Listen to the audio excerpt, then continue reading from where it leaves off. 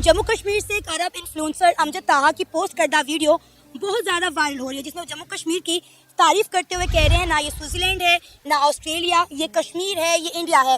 साथ ही साथ इन्होंने श्रीनगर जम्मू कश्मीर में होने वाली G20 मीटिंग के हवाले से हिंदुस्तान की तारीफ भी की। जैसा कि आप सब जानते हैं कि श्रीनगर जम्मू कश्मीर में G20 मीटिंग्स होने जा रही हैं, उस हवाले से तैयारियां ज़ोरों शोर के साथ जारी हैं। लेकिन तैयारियों के साथ साथ जम्मू कश्मीर में सिक्योरिटी बहुत ज़्यादा बढ़ा दी गई है।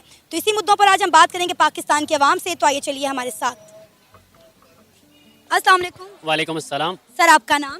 मेरा नाम आतिफ हाशमी है। क्या करते हैं? मैं प्रैक्टिसिंग लॉयर हूँ।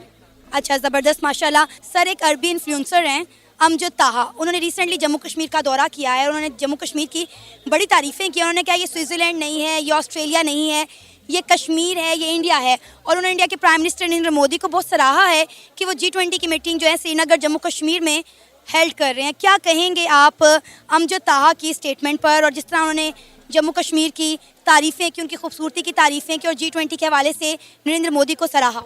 देखिए, बात ये है, अगर वो जो इन्फ्लुएंसर हैं जिनकी आप रेफ़र कर रही हैं स्टेटमेंट, उन्होंने सोचने की बात है कि ये स्टेटमेंट दी क्यों।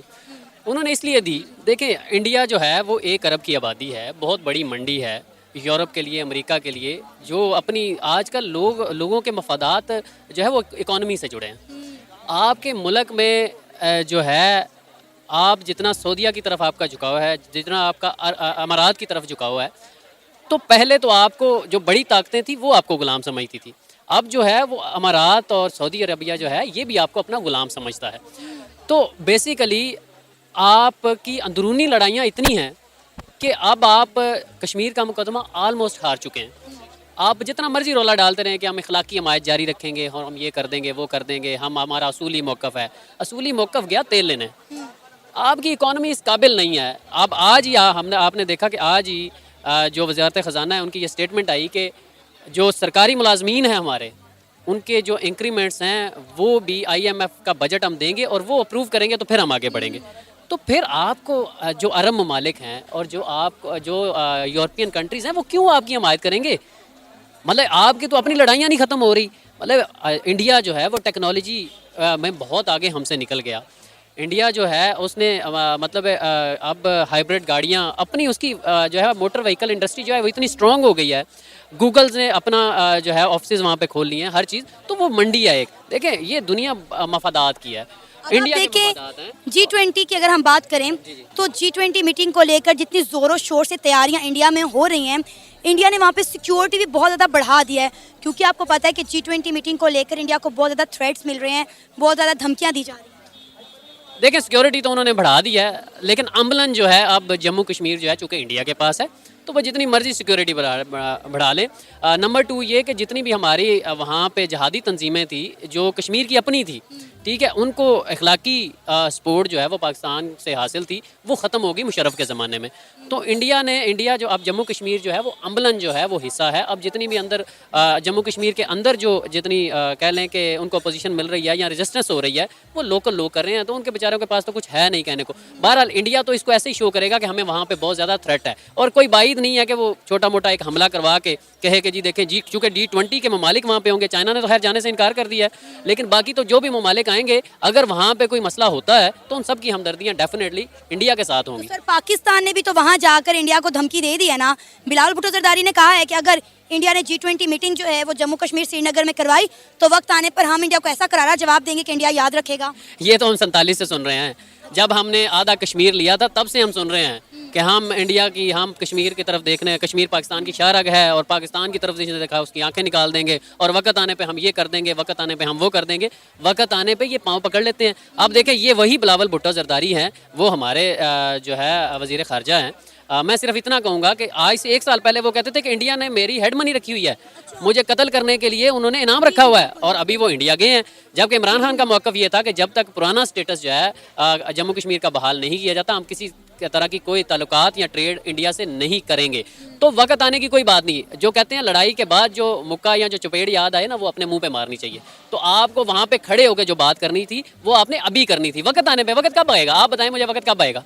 सर 75 सालों से मुझे तो वक्त आता दिखाई नहीं दे रहा, और 75 सालों में इंडिया ने जो जम्मू कश्मीर को एक नई डेवलपमेंट, एक नया चेहरा दिया है। यकीन करें वीडियो देखकर हम भी हैरान रह जाते हैं। आर्टिकल 370 की बात हुई, बिलावल साहब ने और इमरान खान साहब ने यही बात की कि आर्टिकल 370 जो है दोबारा से बहाल किया जाए, लेकिन वहाँ के जो लोग हैं उनका कहना है कि आर्टिकल 370 रिमूव होने के बाद जम्मू कश्मीर में जो डेवलपमेंट हुई है हम उससे बड़े खुशहाल हैं, हम बड़े खुश हैं, हमें दोबारा से वो आर्टिकल नहीं चाहिए। तो देखें, जब आपके घर में भूख होगी आप किसी को क्या तसल्ली देंगे? देखें, अगर मोदी जो है उन्होंने अपना जो है वहाँ पे इन्वेस्टमेंट किया है, वहाँ पे लोगों का लिविंग स्टैंडर्ड बेहतर किया, तो डेफिनेटली कश्मीरी सोचने पे मजबूर होंगे। और जब आपके, अब तो मेरा ख्याल है कोई नारा भी नहीं लगाता होगा, मैं माजरत चाहूँगा पाकिस्तानियों से, लेकिन अब मेरा नहीं ख्याल कि कश्मीरी नारा लगाएगा कि कश्मीर बनेगा पाकिस्तान। उन्होंने मरना है, हम खुद मर रहे हैं यहाँ पे, कि वो कश्मीरी क्यों कहेंगे कि हम पाकिस्तान के साथ जाना है? कोई भूखे मुल्क के साथ जाना चाहेगा? हम पाकिस्तानी, आपको पता है कि 7 लाख लोग पिछले 1 साल में नौजवान जो स्किल्ड लेबर हम जिसे कह लें, या डॉक्टर इंजीनियर्स पढ़े लिखे नौजवान 7 लाख के करीब मुल्क को छोड़ गए। तो आपको क्या लगता है अब भी कश्मीरी कहेंगे कि कश्मीर बनेगा पाकिस्तान? भाई यहाँ के आज़ाद कश्मीर के जो लोग हैं वो इंडिया के साथ इल्हाक करने को तैयार हैं। जितनी डेवलपमेंट उन्होंने जम्मू कश्मीर में देख ली है, वो कहते हैं कि हमें वहाँ की कैद मंजूर है यहाँ की भूख से। जी बिल्कुल ऐसा ही है। अब देखें, बात यह है कि जब वो खुद को सरेंडर कर देंगे और ज़हनी तौर पे कश्मीरी तैयार हो जाएंगे कि हम इंडिया के साथ जाएंगे, तो अगर जब इतनी डेवलपमेंट हो रही है तो फिर जब वो इल्हाक कर लेंगे तो फिर पाकिस्तान के हाथ से भी चीज़ें निकल जाएंगी। जब हाथ से चीज़ें निकल जाएंगी पाकिस्तान से तो फिर डेफिनेटली वहाँ पे डेवलपमेंट होगी और कश्मीरियों की ज़िंदगी आसान होगी। मैं समझता हूँ कि पाकिस्तान के साथ जो है अब वैसे भी नहीं वो आएंगे, तो बेहतर है पाकिस्तान अब जो है वो बैकफुट पे आके जितना कश्मीर हमारे पास है उन्हीं के साथ चले। जो आज़ाद कश्मीर है उनको क्या दिया आज तक इन्होंने?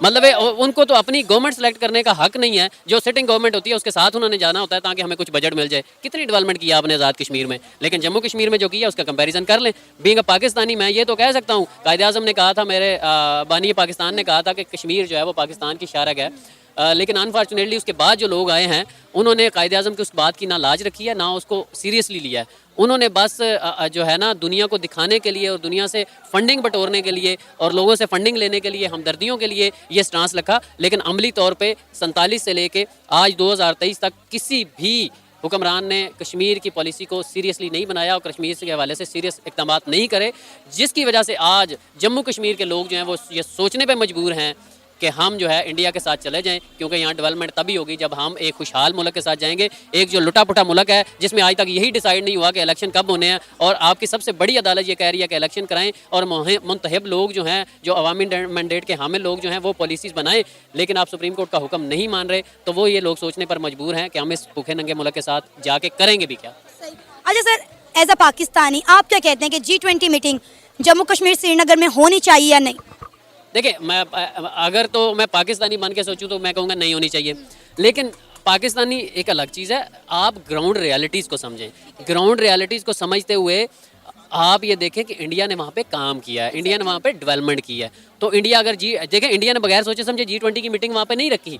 उसने सबसे पहले जो है ना, सब ममालिक जो G20 का हिस्सा हैं उनको एतमाद में लिया होगा। उनमें से 4-5 ने कहा होगा हम नहीं आएंगे, लेकिन बाकी मेजॉरिटी ने कहा होगा जी आप करें, हम आपके साथ हैं। और उसके पीछे वजह ये है कि इंडिया बहुत बड़ी मंडी है और उनका फोकस इकॉनमी पे है और वो सीरियस लोग हैं। एक चाय वाला उठ के अगर मुल्क को इतनी तरक्की दे सकता है, तो हमारे पास जो पिछले 70 सालों से जो लोग कर रहे हैं उनके लिए सोचने का मुकाम है कि 75 सालों में आज भी हम ये सोच रहे हैं कि आटा जो है वो गरीब को किस तरह मिलेगा, और लाइनों में लग के हम आटा ले रहे हैं और लाइनों में ख्वार हो रहे हैं। लोगों की माओ बहनों जो हैं वो पैरों तले कुचली जा रही हैं। तो देखें, इंडिया ने बड़ा अच्छा फैसला, अगर ग्राउंड रियलिटीज़ को देखा जाए तो ये G20 की मीटिंग उसका राइट है, होनी चाहिए, लेकिन एज अ पाकिस्तानी अगर मैं सोचूं तो नहीं होनी चाहिए। आपका नाम? एहसन। एहसन, क्या करते हो? अभी करंटली मैं कॉर्पोरेट में जॉब कर रहा हूँ। अच्छा, एक अरबी इन्फ्लुएंसर हैं, उन्होंने जम्मू कश्मीर का दौरा किया है और वहाँ जाकर उन्होंने एक वीडियो बनाई, इसमें उन्होंने कहा कि ये ऑस्ट्रेलिया नहीं है, ये स्विट्ज़रलैंड नहीं है, ये कश्मीर है, ये इंडिया है। और उन्होंने इंडिया के प्राइम मिनिस्टर नरेंद्र मोदी को बहुत ज़्यादा सराहा है कि उन्होंने जम्मू कश्मीर श्रीनगर में G20 की मीटिंग रखी और उनकी वीडियो बहुत ज़्यादा वायरल हो रही है। क्या कहेंगे आप उनकी स्टेटमेंट पर, उनकी इस वीडियो पर? देखें, ये बिल्कुल उनकी स्टेटमेंट को जो है वो तनकीद लोग कर रहे हैं और करना भी चाहिए। उसकी वजह ये है कि वो ऑलरेडी एक कंट्रोवर्शियल एरिया है और उस पर ये इन्होंने G20 की मीटिंग रखी है, तो इस पे वहाँ सिक्योरिटी थ्रेट भी हैं और भी बाकी इश्यूज़ इसमें इन्वॉल्व होंगे, क्योंकि वो ऑलरेडी एक कंट्रोवर्शियल एरिया है। तो इस पे उसे सराहना तो नहीं चाहिए, बल्कि इस पे ये चाहिए कि इंडिया को चाहिए कि वो किसी दूसरे अपने विद इन जो वो टेरिटरी है जो कंट्रोवर्शियल नहीं है वहाँ पे ये मीटिंग सेट करनी चाहिए, रादर देन वो उस एरिया में कश्मीर में जो ऑलरेडी कंट्रोवर्शियल है वहाँ पे ये G20 की मीटिंग कर रहे हैं। चाइना ने भी जो है वो बायकॉट कर दिया है कि जम्मू कश्मीर श्रीनगर में G20 की मीटिंग नहीं होनी चाहिए। देखें, इसका ये ब्रॉडर कॉन्टेक्स्ट ये होता है कि चाइना के अपने बाकी भी इंडिया के साथ जो रिलेशन है वो मे भी उसकी बेस पर उन्होंने बायकॉट किया हो, या फिर जो है वो मे भी ये चाह रहे हों कि ये मीटिंग जो है वो इस एरिया में ना हो, जिसकी वजह से उनके बाकी कंट्रीज़ के साथ रिलेशनशिप ख़राब हो, जैसे पाकिस्तान हो गया या बाकी कंट्रीज़ हो गए जो नहीं चाहते कि ये मीटिंग यहाँ पे जम्मू कश्मीर में होनी चाहिए। अच्छा, पिछले दिनों जो है एक UN के रिपोर्टर ने भी इस पर कहा कि यहाँ पर श्रीनगर में जम्मू कश्मीर में जो है वो G20 की मीटिंग नहीं होनी चाहिए क्योंकि यहाँ पर माइनॉरिटीज़ की राइट की वायलेशन की जाती है, जिस पर इंडिया ने उन्हें हिट बैक करते हुए कहा कि आप कौन होते हैं हमें ये कहने वाले, कश्मीर हमारा है, हम जौन सा मर्जी इवेंट यहाँ पर करवाएं। तो इंडिया तो किसी की भी इस वक्त बात सुनने को तैयार नहीं है, और इवन के कश्मीरी भी जो हैं वो खुश हैं G20 की इस मीटिंग से। उन्होंने कहा है कि हमें कोई एतराज़ नहीं है, अगर हमारे खित्ते में इस तरह के इवेंट होते हैं तो कश्मीरियों के लिए बेहतर है ये। देखें, इस पर एक तो ये चीज़ है कि इंडिया ने जिस तरह इसको आंसर किया है वो ये कर भी सकते हैं, उसका मेन रीज़न ये है कि वो ऐसी इकॉनमी है जो किसी पे डिपेंड नहीं करती, सेल्फ सफिशेंट है। सो दे हैव पावर टू से दिस के, और वो वहाँ पे कंडक्ट भी करा सकते हैं। और बहुत सारे कंट्रीज़ हैं जिनका इंडिया के साथ इंटरेस्ट है, इंक्लूडिंग ईरान हो गया, अफ़गानिस्तान हो गया, पूरा मिडिल ईस्ट हो गया, वेस्टर्न जितने कंट्रीज़ हैं उनके साथ काफ़ी बड़ा ट्रेड है। तो डिस्पाइट ऑफ दैट वो ये ना भी चाहते हों कि ये मीटिंग ना हो, बट स्टिल वो सपोर्ट इसलिए करेंगे क्योंकि उनके बाकी जो है वो उनके साथ जिस तरह लिंकेजेस हैं, उनके ट्रेड के रिलेशन हैं, तो वो उसकी बेस पे इंडिया को सपोर्ट करेंगे और यहाँ पे चाहेंगे ये सक्सेसफुली कंडक्ट हो ये मीटिंग। आपको पता है कि जब से ये अनाउंस हुआ है कि G20 की मीटिंग इंडिया जो है वो कुछ जम्मू कश्मीर श्रीनगर में करने जा रहा है, पाकिस्तान की तरफ से काफ़ी एतराज़ उठाए जा रहे हैं, काफ़ी स्टेटमेंट्स आ रही हैं, लेकिन इंडिया को थोड़ा भी फ़र्क नहीं पड़ता। इंडिया तैयारियों पर तैयारियां कर रहा है, इवन कि उन्होंने इतनी हाई सिक्योरिटी वहां पर कर दी है ताकि किसी की तरह के भी हादसे से जो है वो महफूज रखा जा सके उस मीटिंग को। देखें, पाकिस्तान कुछ भी कहे उससे मेरा नहीं ख्याल इंडिया को कोई फ़र्क पड़ता है, और ना बाकी कंट्रीज़ हैं उनको कोई फ़र्क पड़ता है। उसका रीज़न ये है कि क्योंकि इंडिया तो ऑलरेडी एक्सेप्ट कर चुका है कि ये हमारा अपना रीजन है, हम यहाँ पे अपने लॉज के साथ चीज़ों को लेके चलेंगे इर्रिस्पेक्टिव ऑफ जो भी पाकिस्तान का इस पर टेक हो। सो और दूसरा ये है कि चूँकि इंडिया जो है वो इस तरह है कि वो पाकिस्तान जो है वो उस पर डिपेंड कर सकता है इन मैनी टर्म्स, ठीक है, बट इंडिया हम पे डिपेंड नहीं करता, या बाकी जो रीजन में दूसरे कंट्रीज़ हैं, ईरान हो गया या मिडिल ईस्ट हो गया, वो बाकी सारे इंडिया पे डिपेंड कर रहे होते हैं। सो इंडिया यही चाहेगा कि जो भी हो, जिस तरीके का भी हो, तो वो अपनी सिक्योरिटी के अंदर ये कंडक्ट करवाएंगे। जी, आपको लगता है क्या पाकिस्तान जम्मू कश्मीर श्रीनगर में होने वाले G20 की मीटिंग को रोक सकता है? क्योंकि पिछले दिनों जब हमारे बिलावल जरदारी साहब हमारे फॉरेन मिनिस्टर इंडिया गए तो उन्होंने कहा कि अगर ऐसा कुछ हुआ तो पाकिस्तान फिर इसका पूरा जवाब देगा वक्त आने पर।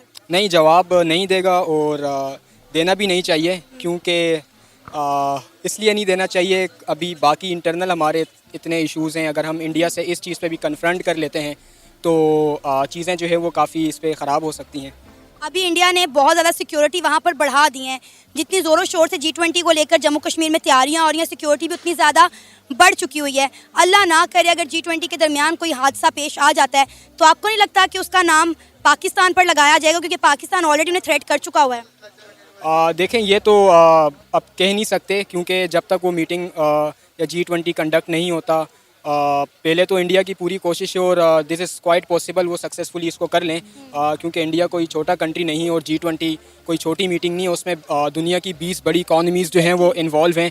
सो ये मेरा नहीं ख्याल कि 20 इकॉनमीज़ जब इन्वॉल्व हों और वो सक्सेसफुल ना हो, तो ऐसा पास्ट में नहीं हुआ, और मेरा नहीं ख्याल कि कोई भी कंट्री दुनिया में ऐसा हो जो इसको चैलेंज करे या थ्रेट कर सके ओपनली, या फिर जो है वो इसको रोक सके या ना होने दे। ये था हमारा आज का प्रोग्राम। आपने जानी पाकिस्तानी अवाम की राय। उम्मीद है आपको आज का हमारा ये प्रोग्राम पसंद आया होगा। आप भी अपनी राय का इजहार कर सकते हैं नीचे दिए गए कमेंट सेक्शन में। इसी के साथ हमें इजाज़त दें, पर जाने से पहले हमारे चैनल को सब्सक्राइब करें, वीडियो को लाइक करें और शेयर करें। अल्लाह हाफ़िज़।